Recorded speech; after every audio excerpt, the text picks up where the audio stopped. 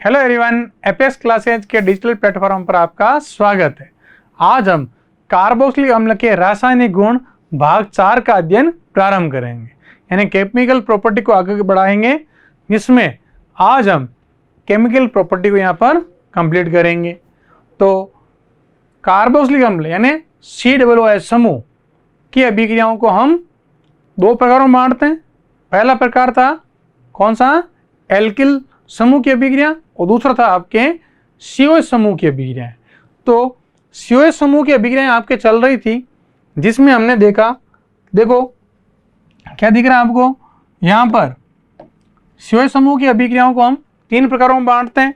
पहला संपूर्ण COH समूह की अभिक्रिया जो आपके कंप्लीट हो चुकी है, ये हमारे पूरी कंप्लीट हो चुकी है अभिक्रिया।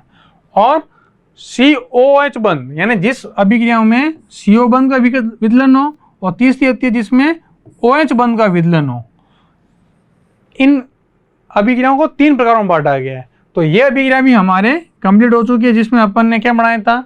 एसिड के चारों सन, यानी इसमें हमने एल्केनोल, हैलाइड, एस्टर, एमाइड, ठीक है, और कार्बन यौगिकों आदि का निर्माण किया था।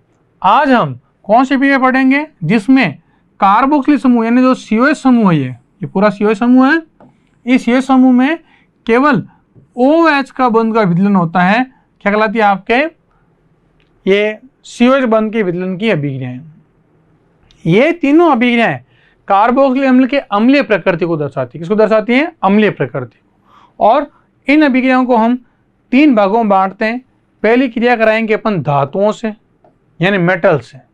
तो क्या करती है कि कार्बोक्सिलिक अम्ल जो है धातुओं से क्रिया करके क्या देता है? हाइड्रोजन गैस मुक्त करता है। क्या गैस मुक्त करता है? हाइड्रोजन। तो ये अम्लीय प्रकृति को बताता है। फिर दूसरा हम क्रिया कराएंगे बाइकार्बोनेट और कार्बोनेटों से। ये आपका प्रैक्टिकल संबंधी अभिक्रिया भी है, जिसमें CO2 गैस निकलेगी। तो ये इसमें से तो निकलती है आपके H2 गैस। कौन सी गैस निकलेगी? H2। और इससे कौन सी निकलेगी? आपके CO2 गैस। और सारों के साथ क्रिया करने पर क्या बढ़ेंगे? आपके लवण बनेंगे। तो इस तीसरे प्रकार की अभिक्रिया को हम प्रारंभ करते हैं। पहली अभिक्रिया होगी आपकी धातुओं से, फिर कार्बोनेटों से और सारों से। सभी में क्या होगा? ये हाइड्रोजन गैस या OH बॉन्ड का विदलन होगा। ठीक है, तो शुरू करते हैं अपन किसके?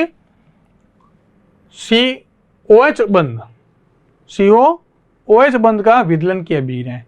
तो सबसे पहला कौन सी? आपके धातुओं से क्रिया। तो लेते हैं अपन पहली अभिक्रिया कौन सी? आपके धातुओं या मेटल से क्रिया। तो सबसे पहली रिएक्शन लिखते हैं अपन किससे?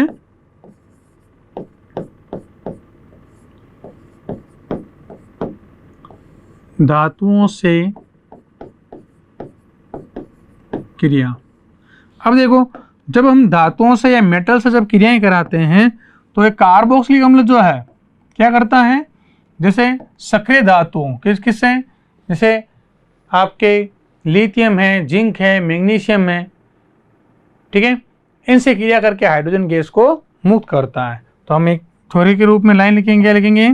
कार्बोक्सिलिक अम्ल, क्या लिखोगे?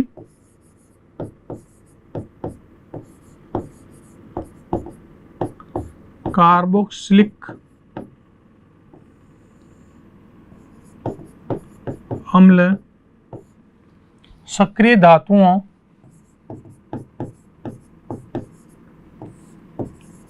एक्टिव जो धातु होती हैं, सोने चांदी से तो नहीं करेगी। सोना से अभिक्रिया करेगी क्या है? प्लेटिनम से करेगी क्या? नहीं करेगी, क्योंकि अपन उन्हें उत्कृष्ट धातु कहते हैं। सोना या प्लेटिनम जो आसानी से क्रिया नहीं करता, ध्यान रखना, ठीक है। इसलिए अपन क्या करते हैं? सोने का आभूषण क्यों बनाते हैं? कि सोने की चमक बरकरार रहती है। जबकि सक्रिय धातु कौन कौन सी धातुओं? सोडियम। सोडियम को किस में रखना पड़ता है? केरोसिन के अंदर। सोडियम, पोटेशियम, मैग्नीशियम, जिंक आदि से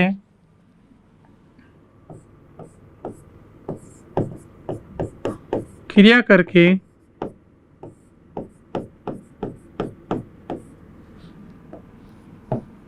हाइड्रोजन गैस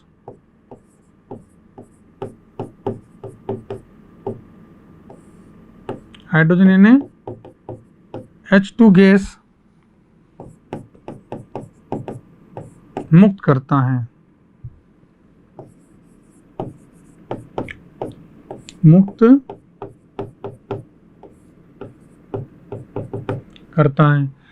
तो हाइड्रोजन गैस जो होती है बेटा, देखो हाइड्रोजन गैस भी बुलबुलों के रूप में निकलती है और ये भी कैसे होती है आपके, रंगहीन होती है। अगर मान लो आपको छोटी क्लास पढ़ा होगा, आपको कैसे पता चलेगा कि हाइड्रोजन गैस है? यदि हम परफिंगली के मुंह पर जलती हुई तीली ले जाएंगे, यदि आपको मैंने कार्बोक्सिलियम ले दिया, उसके अंदर आपने क्या डाला, सोडियम धातु का टुकड़ा डाल दिया। कैसे? लैब में पढ़ा होगा, सोडियम धातु जो केरोसिन के अंदर होता है, तो ये जो सोडियम धातु जो होता है आपके चमकीला होता है, नरम होता है। अपन इसको चाकू से काट के क्या करेंगे, चाकू से काटेंगे, छोटे छोटे कण बन जाएंगे, उनको फिल्टर पेपर पर सुखाया और कार्बोक्सिलिक अम्ल जो आपको दिया, जैसे एसिटिक अम्ल डाल के दिया मैंने, सिरका दिया आपको टेस्ट ट्यूब के अंदर, जैसे अपन सोडियम धातु का टुकड़ा डालेंगे, वहां से क्या होगा, हाइड्रोजन गैस मुक्त होगी। और कैसे पता चलेगा भाई हाइड्रोजन गैस आई, ये भी रंगहीन है। तो यदि हम परनली के मुंह पर, यदि परनली के मुंह पर जलती हुई तिल्ली ले जाएंगे तो क्या होगा, तिल्ली और तेजी से जलने लगेगी। क्यों जलने लगेगी? क्योंकि हाइड्रोजन गैस स्वयं जलती है। ठीक है, तो ये हुई कार्बोक्सिलिक अम्ल की क्रिया। सक्रिय धातु से कराने पर हाइड्रोजन गैस आपके यहाँ पर मुक्त होगी। तो देखते हैं अभिक्रिया करा करके। तो एक लेते हैं पहले अपन कार्बोक्सिलिक अम्ल, इससे पहले कराते हैं सोडियम धातु से क्रिया। तो देखो कार्बोक्सिलिक अम्ल क्या आपका RCOH, ऐसी क्रिया किससे करी मैंने, सोडियम धातु से प्लस Na। तो क्या होगा बताओ, आपको हाइड्रोजन गैस मुक्त करनी है। तो अभिक्रिया कराने पर क्या हुआ, जैसे आपने इसके अंदर डाला तो RCO, इस हाइड्रोजन परमाणु को कौन प्रतिस्थापित कर देता है, सोडियम। यानी क्या, तो Na का जाएगा हाइड्रोजन की जगह और हाइड्रोजन यहाँ से बाहर निकल जाएगा। बाहर कौन निकल गया, H। अब हाइड्रोजन गैस H2 निकालनी है तो अपन क्या करेंगे, 2 अणु, तो सबको अपन क्या करेंगे, यहाँ 2 से गुणा कर देंगे। यानी कार्बोक्सिलिक अम्ल के 2 अणु ले लो, सोडियम के भी 2 टुकड़े ले लो। तो क्या हो जाएगा, इन दोनों के जब अपन 2 टुकड़े लेंगे, सोडियम के 2 मतलब 2 अणु ले रहे हैं, तो जैसे ही 2 सोडियम परमाणु 2 हाइड्रोजन परमाणु को मुक्त कर देंगे और हाइड्रोजन गैस आपकी क्या हो जाएगी, बाहर निकल जाएगी। तो ये क्या आपका, ये तो आपके कार्बोक्सिलिक अम्ल,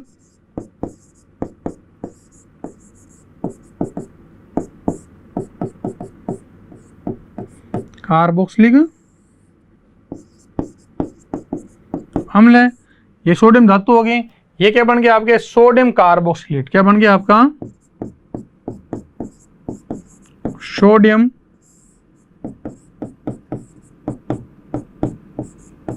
कार्बोक्सिलेट।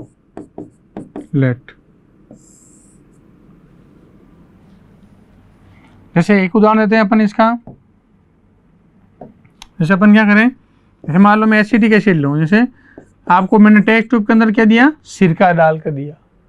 अब आप क्या करोगे, लैब के अंदर जो सोडियम धातु का टुकड़ा पड़ा है, कहाँ पड़ा होगा, केरोसिन के डब्बे के अंदर, उसको निकालोगे, छोटा सा टुकड़ा तोड़ोगे और फिल्टर पेपर पर उसको सुखाओगे और उस टुकड़े को किस में डाल दोगे आप, आपकी टेस्ट ट्यूब में। 2 अणु इसके, 2 अणु इसके, तो क्या हो जाएगा, ये जब क्रिया करेगा तो क्या बना देगा आपके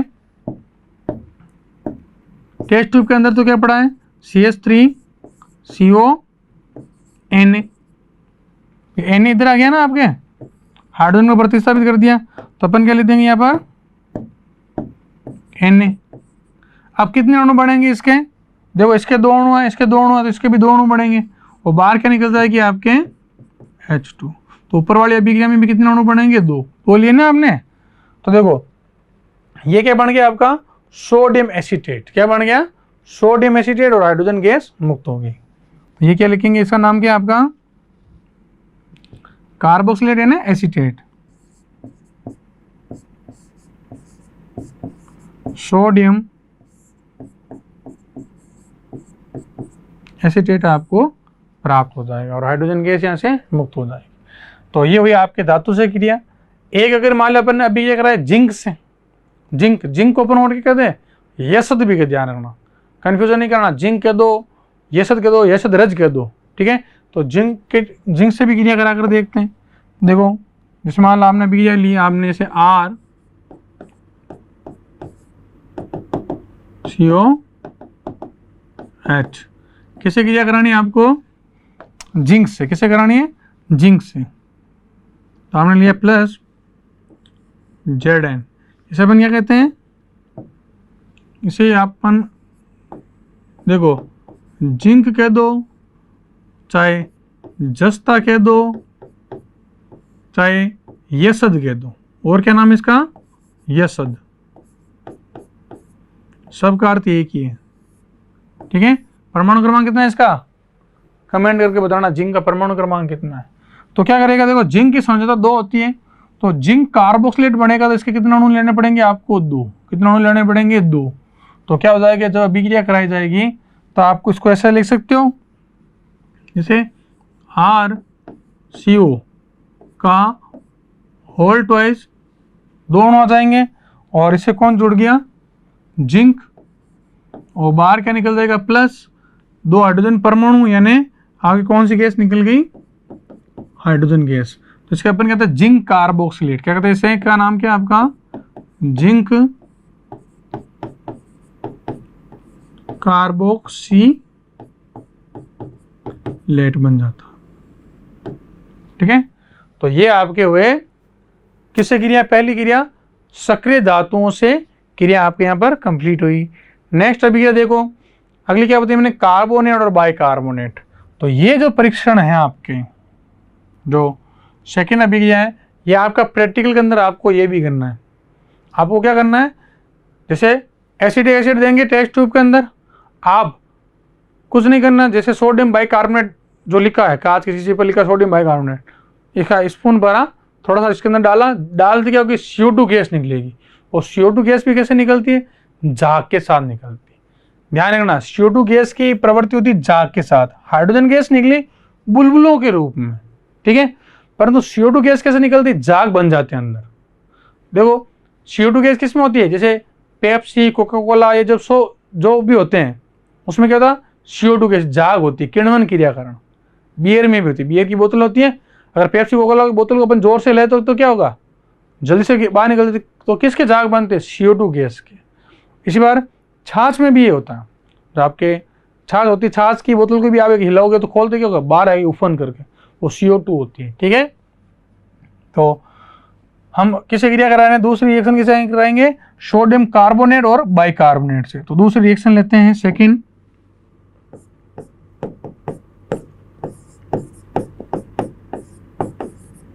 सोडियम कार्बोनेट। क्या था सोडियम कार्बोनेट? Na2CO3। ठीक है। और दूसरा क्या है? वह सोडियम बाइकार्बोनेट से क्रिया। Sodium bicarbonate. क्या था बड़े? सोडियम बाइकार्बोनेट का साधारण नाम, सोडियम बाइकार्बोनेट का साधारण नाम था खाने का सोडा, बेकिंग पाउडर। क्या कहते हैं? Baking powder. जो खाद्य पदार्थ होते हैं ना, जैसे पापड़ है या बेकरी जो केक बनाते हैं, उनके अंदर बेकिंग पाउडर का भी यूज करते हैं। ठीक है। तो खाने का सोडा, बाई क्या करती है? खाना खिलाती है। तो सेवन क्या कहते हैं? Sodium bicarbonate. तो सोडियम बाइकार्बोनेट का फॉर्मूला क्या होगा? बोलो। NaHCO3। इसे एक और भी कहते हैं सोडियम हाइड्रोजन कार्बोनेट भी बोलते हैं। क्या बोलते हैं? Sodium hydrogen carbonate. तो इनकी से क्रिया, ठीक है, इनसे क्रिया कराने पर से क्रिया, तो इनसे क्रिया कराने पर क्या होगा? मुख्य बात क्या ध्यान रखना आपको? CO2 गैस मुक्त होगी। कौन सी गैस मुक्त होगी? CO2 गैस मुक्त। और ये आपका क्या है? प्रैक्टिकल संबंधी पॉइंट भी है।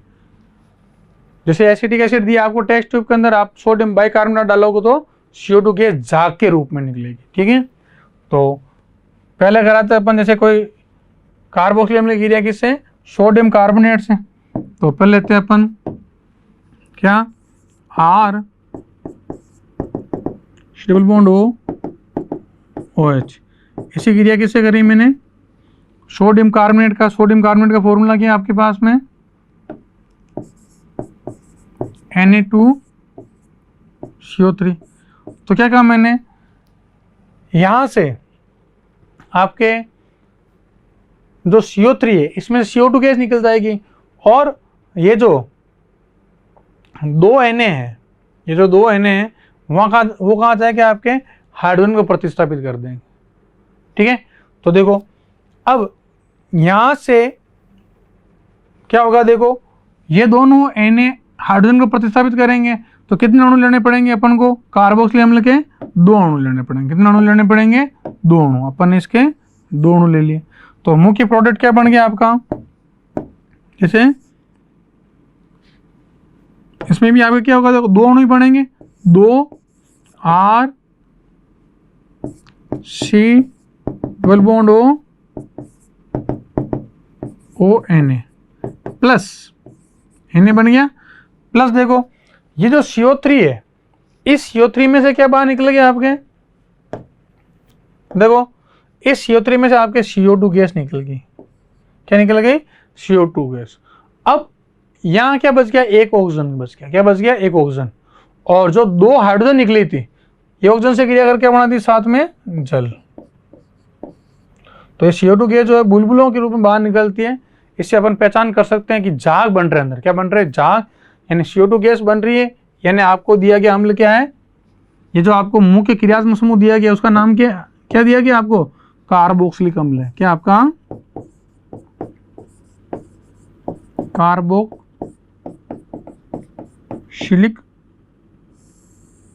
अम्ल दिया गया आपको।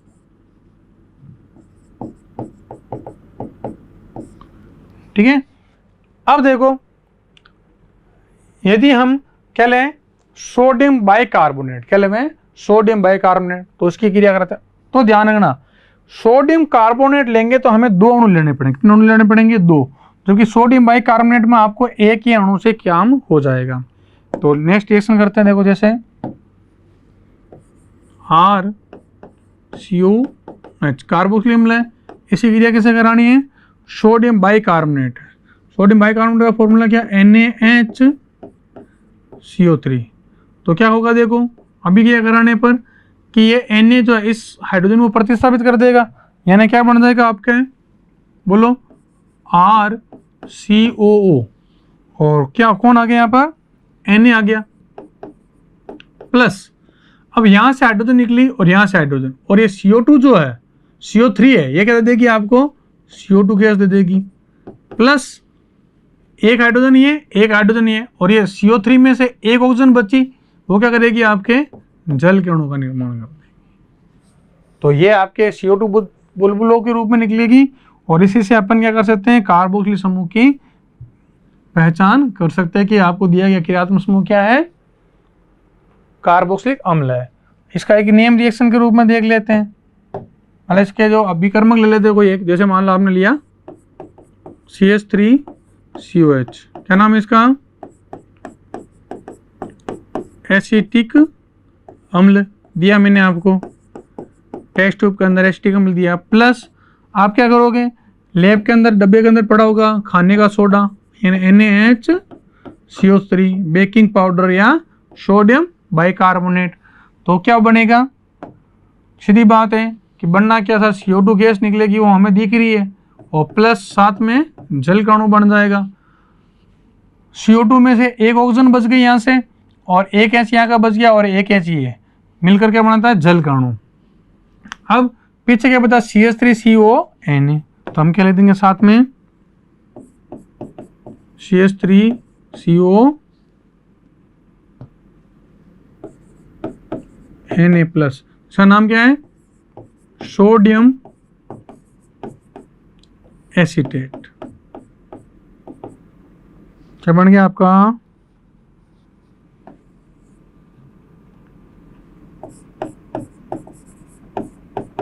Sodium acetate. ठीक है, तो ये बुद्ध के रूप में जो CO2 निकलती है, CO2 क्या होगी, बुद्ध के रूप में परिनली से बाहर निकलेगी। इससे अपन कार्बोक्सिलिक समूह की पहचान कर सकते हैं। करना आपको प्रैक्टिकल है आपके सिलेबस के अंदर। तो सिंपल क्या बताया मैंने कि सोडियम बाइकार्बोनेट है, तो सोडियम बाइकार्बोनेट से जब क्रिया कराते हैं तो आपको इसके अंदर एक एक ही अणु लेना। देखो एक एक ही लिया ना अपन ने, और जबकि अगर मान लो सोडियम कार्बोनेट से क्रिया कराते तो कितने अणु लेने आपको? 2। तो ये क्या आपका सोडियम बाइकार्बोनेट क्या है? ये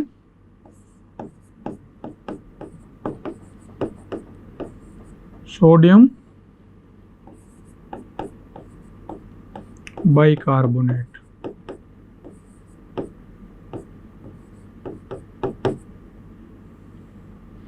ठीक है, और अभिक्रिया समझ में आ गई होगी। लास्ट वाला देख लो, नीचे वाली अभिक्रिया क्या बता रहा है। देखो सोडियम बाइकार्बोनेट है, CO2 देती है, तो यहाँ पर एक O बच जाता है, एक H और ये एक H। तो देखो CO2 तो निकल ही गई, ये तीनों जो आपको दिख रहे हैं 2 H और यहाँ का एक O, ये तीनों ही क्या हो जाते हैं? जल के रूप में बाहर निकल जाते हैं। पीछे क्या बचा अब आप देखो, ये जल के अणु निकलने के बाद में CH3CO, CH3CO और Na। तो देखो क्या बन गया? CH3CO Na, सोडियम एसीटेट का निर्माण कर देती है। तो दूसरे प्रकार की अभिक्रिया यहाँ पर आपके समाप्त होती है।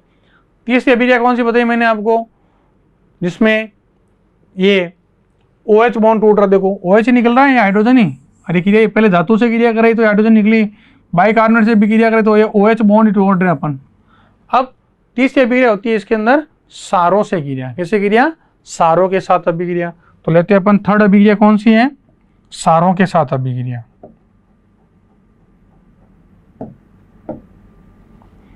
थर्ड अभिक्रिया है आपकी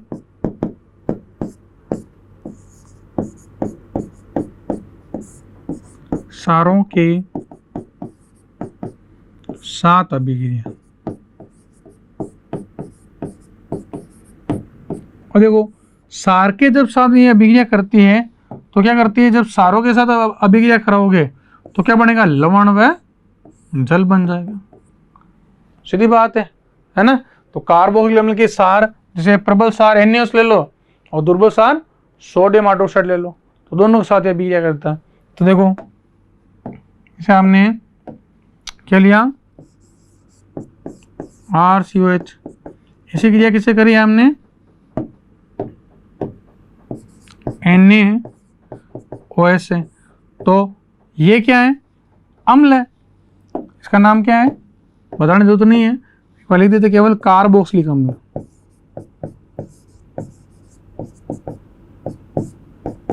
कार्बोक्सिलिक अम्ल। तो ये अम्ल है और ये क्या है? सार है, सोडियम हाइड्रोक्साइड। तो अम्ल और सार क्रिया करके क्या बनाते हैं? लवण व जल। तो यही हाइड्रोजन, ये OH बॉन्ड ही तोड़ना अपन को, ये हाइड्रोजन सोडियम से प्रतिस्थापित हो जाएगा और यहाँ का हाइड्रोजन हो ये OH। भाई Na तो आगे H की जगह H और OH क्या बना देगा? जल कणों का निर्माण कर देगा। यानी अभिक्रिया क्या बन जाएगी? अभिक्रिया में उत्पाद आपके क्या बन जाएगा? RCO और आगे Na जोड़ दो प्लस क्या हो जाएगा? देखो H2 प्लस क्या बन जाएगा आपका? H2। तो ये बन गया आपका लवण। क्या बन गया आपका?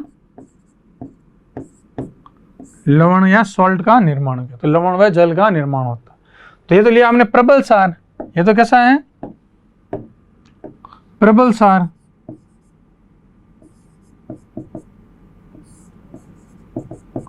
अगर मान लो अपन दुर्बल सार ले ले, कैसे ले ले? दुर्बल सार। जैसे मान लो अभिक्रिया में क्या ले लें? RCOH। इसी क्रिया कैसे करूं मैं? इसी क्रिया दुर्बल सार जैसे आप NH4OH से करा रहे हो। किससे करा रहे हो? NH4OH, sodium hydroxide. तो भी क्या हो जाएगा? क्या बताया मैंने कि ये जो अमोनियम है ये H को प्रतिस्थापित कर देगा और ये H और ये OH ये क्या कर देंगे? जल के अणु का निर्माण कर देंगे।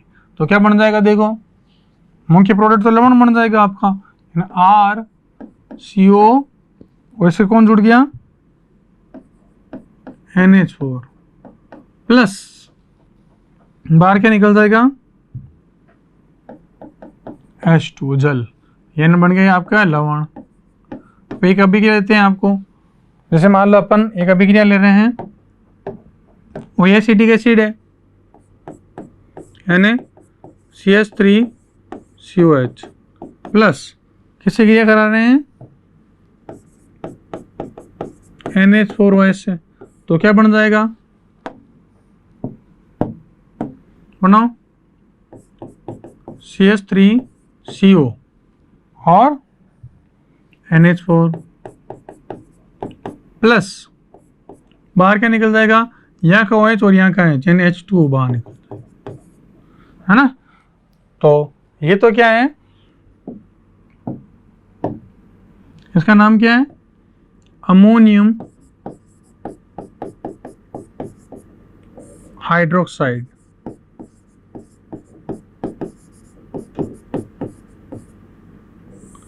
Ammonium hydroxide. और ये क्या है बताओ, एसिटिक अम्ल। एसिटिक अम्ल। और उत्पाद क्या दे रहा है, ये बना रहा है आपके, इसका नाम क्या, अमोनियम एसीटेट। क्या नाम है इसका, देखो धनायन भाग को पहले लिखते हैं, ये प्लस का है, ये माइनस का है। तो अपन पहले जैसे NaCl आपने लिखा, तो पहले क्या लिखते हैं, धनायन भाग को, यानी सोडियम क्लोराइड। क्या लिखोगे, सोडियम क्लोराइड। जैसे मान लो आपने आपके लिखा हुआ है NH4Cl, तो क्या लिखोगे, अमोनियम क्लोराइड। यानी पहले धनात्मक भाग को बोला था और क्लोराइड को बाद में। कोई भी नाम लिखते हैं ना, किसी भी अणु का नाम जब लिखते हो आप, तो धनायन भाग को पहले और ऋणायन भाग को बाद में। तो पहले धनायन भाग कौन है, अमोनियम। अमोनियम। और ये कौन है, एसीटेट, ऋणायन भाग। तो एसीटेट भाग को पीछे लिखते हैं, जैसे सोडियम क्लोराइड। जैसे AlCl3 है, तो पहले एल्यूमिनियम क्लोराइड, है कि नहीं। तो कोई भी फॉर्मूला, जैसे कॉपर सल्फेट है, जैसे CuSO4, ये 2 माइनस होता है, ये 2 प्लस होता है। तो पहले कॉपर और फिर सल्फेट, है ना। यानी पहले धनायन भाग फिर ऋणायन भाग को लिखा जाता है। तो देखो ध्यान से, ये अमोनियम एसीटेट हो गया और साथ में जल के अणु का निर्माण हो गया। तो इस बार आपके यहाँ पर कार्बोक्सिलिक अम्ल के रासायनिक गुणधर्म समाप्त होते हैं, जिसमें हमने आज तीसरे प्रकार की रिएक्शन कौन सी, देखो इसमें भी क्या हो रहा है, कौन सा बॉन्ड टूट रहा है, इनमें भी आपके OH बन, ये बॉन्ड का वियोजन हो रहा है। तो हमने देखा सोडियम धातु से देखी अपन ने रिएक्शन, फिर सोडियम कार्बोनेट Na2CO3 से रिएक्शन को देखा, और लास्ट में हमने सारों से क्रिया को भी देखा। ठीक है। तो ये जो तीनों अभिक्रियाएं हैं, ये अम्लीय प्रकृति को दर्शाती है। किसको दर्शाती है, आपके कार्बोक्सिलिक अम्ल की अम्लीय नेचर या अम्लीय प्रकृति को दर्शाती है। ठीक है। तो ये हुआ आपकी कार्बोक्सिलिक अम्ल का गुणधर्म यहाँ समाप्त। अब हम देखते हैं कार्बोक्सिलिक अम्ल की अम्लीयता क्यों होती है। ठीक है। तो कार्बोक्सिलिक अम्ल की अम्लीयता, तो देखो हेडिंग क्या आपका, कार्बोक्सिलिक अम्ल की अम्लीयता।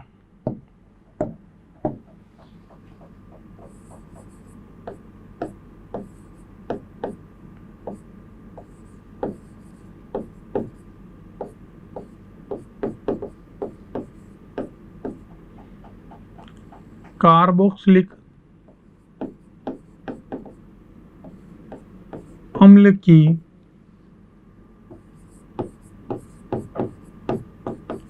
अम्लीयता,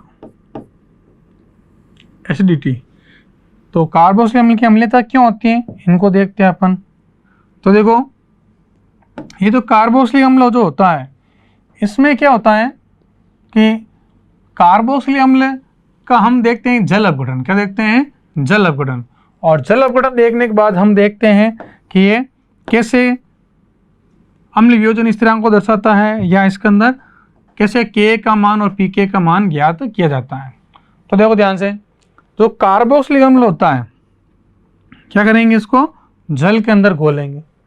तो कार्बोक्सिलिक अम्ल क्या होता है आपका, साधारण सूत्र क्या है, RCOOH। इसको जल के अंदर घोलेंगे, फिर उसके ऊपर द्रव्यानुपाती क्रिया लगाएंगे, उससे अपन निकालेंगे अम्ल वियोजन स्थिरांक। क्या निकालेंगे, अम्ल वियोजन स्थिरांक। और इसके लिए जो अम्ल वियोजन स्थिरांक का मान आता है कार्बोक्सिलिक अम्ल का, वो होता है 10⁻⁻4 से 10⁻5। ठीक है। अतः इनकी प्रकृति कैसे होती है, अम्लीय होती है। ठीक है, और जैसे जैसे एल्किल समूह बढ़ेंगे अम्लता क्या होगी, घटेगी। तो छोटा टॉपिक लेते हैं अम्लता, और इसके अम्लता का एक बड़ा टॉपिक है, एक बहुत बड़ा है, जिसमें हम कार्बोक्सिलिक अम्लता के कारण को बताएंगे, इनकी अम्लों से तुलना को बताएंगे, ये सभी टॉपिक इसके अंदर आएंगे। तो देखो, जैसे मान लो आपको एक कार्बोक्सिलिक ले लो, यानी यहाँ साधारण कार्बोक्सिलिक अम्ल RCOOH लेते हैं, क्या लेते हैं, RCOOH। ठीक है, उसका द्रव्यानुपातिक क्रिया नियम लगाते हैं और फिर हम उसकी अम्लता को देखते हैं। तो देखो, सबसे पहले अपन लिया कौन सा, जैसे हमने लिया RCOH, ये है। अगर मान लो अपन इसको क्या करें, जल के अंदर घोले, किसके अंदर घोले इसको, जल, पानी में घोला, तो ये उत्क्रमणीय अभिक्रिया होगी, दोनों दिशा में होने वाली अभिक्रिया है, क्या बन जाएगा, RCO-, यानी कार्बोक्सिलेट आयन बना देगा। साथ में प्लस क्या होगा, ये H प्लस का त्याग करेगा, ये जल ग्रहण कर लेगा उसे, साथ में बन जाएगा तुम्हारे H3O+, यानी हाइड्रोनियम आयन। अब इसके ऊपर अपन लगाते हैं द्रव्यानुपातिक क्रिया नियम। कौन सा नियम लगाते हैं, इसके ऊपर लगा जाता है आपके द्रव्यानुपातिक क्रिया नियम से। देखो क्या होता है, उत्पाद बटा क्रिया कारक जो साम्य स्थिरांक के बराबर होता है, यानी K बराबर क्या हो जाता है, K बराबर हो जाएगा आपके उत्पाद क्या है, RCOO- और यहाँ क्या आपके H3O+ के रूप में, और नीचे क्या है, देखो नीचे क्या आ गया आपका RCOH और H2O के रूप में। अब देखो, इस अभिक्रिया को हम एक और तरीके से बताएंगे, वो भी तरीका ले लेंगे।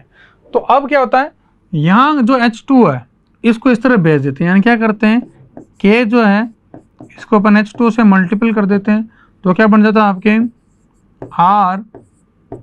RCO- और H3O+, और इसे हम कहते हैं Ka, क्या कहते हैं इसे, K, और क्या बन जाता है आपके, वो किसके बराबर हो जाएगा आपके, और नीचे क्या चल रहा है अभी, नीचे क्या बच गया, RCOH की सक्रिय सांद्रता, बड़ा कोश किसको दर्शाता है, सक्रिय सांद्रता को, और ये जो पद बन जाएगा आपका Ka का पद, किसका पद बन जाएगा, K बराबर क्या हो गया, R, ऊपर लिख देते हैं यहाँ पर,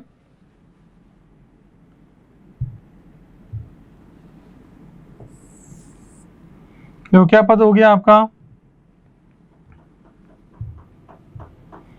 ये इधर चला गया, तो ये हो जाएगा आपके Ka बराबर क्या हो गया, देखो ऊपर RCOO- और यहाँ H3O+ के रूप में, और नीचे क्या जाएगा RCOOH। तो यहाँ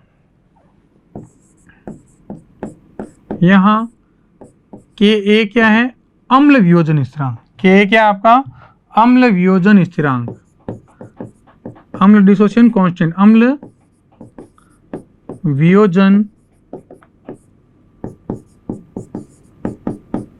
स्थिरांक है। और Ka का मान बढ़ने पर, Ka समानुपाती क्या होता है आपके, अम्लीयता, अगर Ka का मान बढ़ेगा तो अम्लीयता क्या होगी, बढ़ेगी, ध्यान रखना। और इस Ka का ऋणात्मक लघु गुणक का मान जो होता है Pk, क्या होता है, Pk, यानी हम एक इसका टर्म्स बना सकते हैं, क्या ले सकते हैं कि ये जो अगर मान लो Pk जो है आपका वो क्या है, -log-10 Ka, यानी अम्ल वियोजन स्थिरांक का ऋणात्मक लघु गुणक क्या होता है, Pk। और ध्यान रखना, यदि Pk अम्लीयता जो है, क्या टर्म बन जाएगा, अम्लीयता जो है आपकी वो व्युत्क्रमानुपाती होगी आपके पीके के, किसके? पीके के, यानी पीके का मान आपको चाहिए कम और अम्लता का मान क्या चाहिए आपको? ज्यादा। तो हम कार्बोक्सिलिक अम्ल क्या होता है? अम्ल वियोजन स्थिरांक क्यों है? क्योंकि ये H+ का त्याग करता है।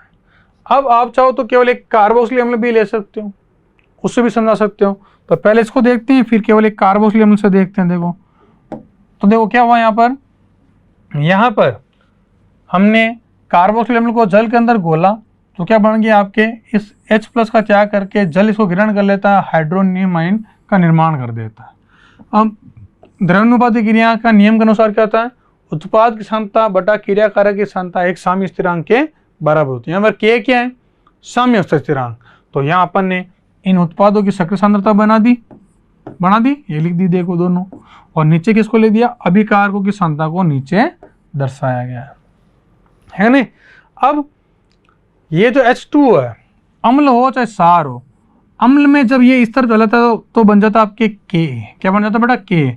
अगर मान लो क्षार में भी ये इस तरह चला जाए तो K बन जाएगा Kb। वो क्या बन जाएगा?